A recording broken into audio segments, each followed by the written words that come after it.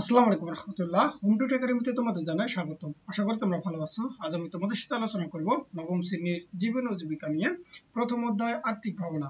তোমাদেরকে বলতে চাই, তোমরা যদি আমার চ্যানেল নতুন থাকো অবশ্যই চ্যানেলকে সাবস্ক্রাইব করিও।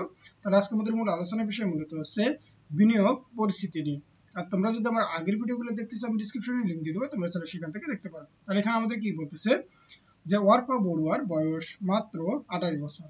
তিনি একটি স্বনামধন্য প্রতিষ্ঠানে ভালো বেতনে চাকরি করেন এবং প্রাপ্ত বেতন থেকে প্রতি মাসে তিনি উল্লেখযোগ্য পরিমাণ সঞ্চয় করতে পারেন এবং বর্তমানে তার সঞ্চিত অর্থের পরিমাণ প্রায় 5 লক্ষ টাকা এবং তিনি তার সঞ্চিত অর্থ একটি লাভজনক খাতে বিনিয়োগ করতে চান।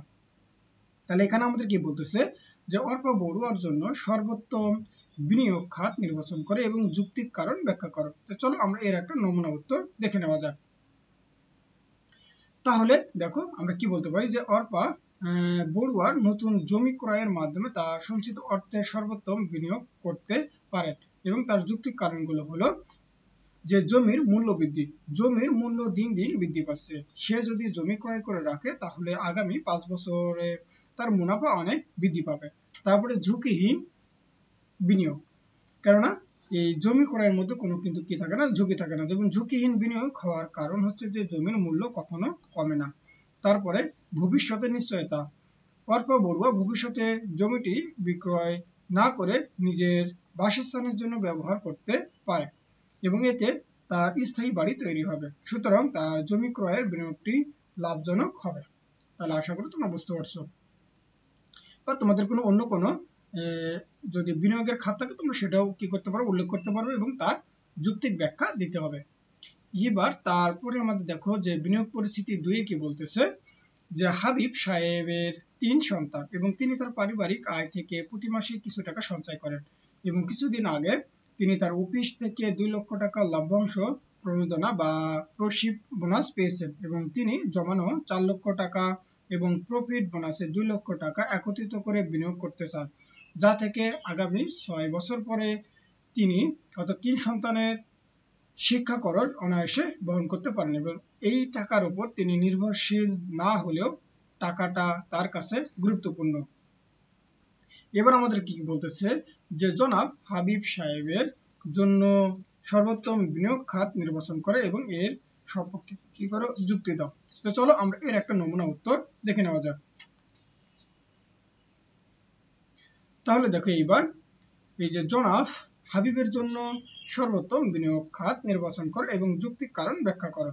তাহলে এই ক্ষেত্রে সে টাকাগুলো ব্যাংকে আমানত রেখে নির্দিষ্ট মুনাফা পেতে পারে এবং সেই এই ক্ষেত্রে যুক্তিক কারণগুলো হলো কি কি কারণ, যে উদ্দেশ্য পূরণ।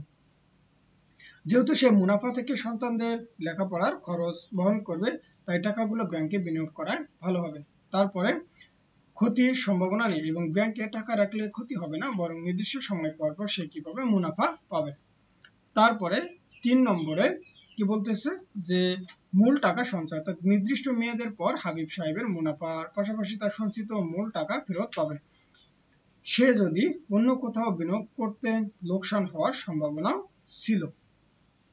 এইবার তারপরে যদি আমরা একটু নিচের দিকে আসি, আমাদের হচ্ছে বিনিয়োগ পরিস্থিতি কত 3। তাহলে এখানে আমাদের কি বলতেছে যে জনাব উপল চঞ্চল্লা তার সঞ্চিত 2 লক্ষ টাকা বিনিয়োগ করতে চান এবং তার জন্য তিনি 3টি বিকল্প রয়েছে। যেমন হচ্ছে বিকল্প কি কি, যে ব্যাংকে মেয়াদি আমানত রাখতে পারে বা ব্যাংকে মেয়াদি আমানত সেটা হচ্ছে মুনাফার হার 9% রাখতে পারে, সেটা দৈনিক কত বছর, 3 বছর। তারপরে হচ্ছে ব্যাংকে মেয়াদি আমানত সে 9% হারেও রাখতে পারে, সেটা হচ্ছে কত সময়, হচ্ছে অর্ধবার্ষিক অর্থাৎ 1 বছরের অর্ধেক।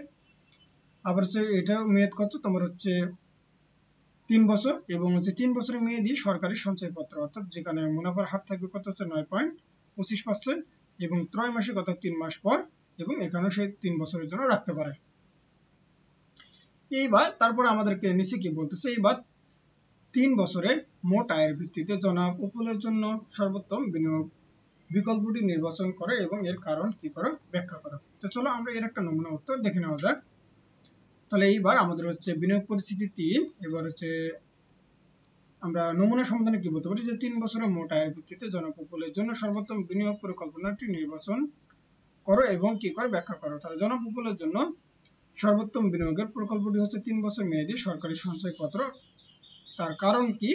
যে কারণ হলো সে কি করতে পারবে এখানে অধিক মুনাফা, অর্থাৎ তৃতীয় প্রকল্পে বিনিয়োগ করলে তিনি তার সঞ্চিত 2 লক্ষ টাকার আসল টাকারও বাহিরে ভালো পরিমাণ অর্থ মুনাফা পাবেন। তারপরে ঝুঁকিহীন বিনিয়োগ, অর্থাৎ হচ্ছে সরকারি সঞ্চয়পত্রে বিনিয়োগ করলে একটি ঝুঁকিহীন বিনিয়োগ, অর্থাৎ এই বিকল্পে বিনিয়োগ করলে তার ক্ষতি হওয়ার কোনো সম্ভাবনা নেই। তাহলে আশা করি তোমরা এতটুকু বুঝতে পারছো। তাহলে আজকের মতো এই পর্যন্তই। তোমরা সকলে ভালো থাকবে, সুস্থ থাকবে। আল্লাহ হাফেজ।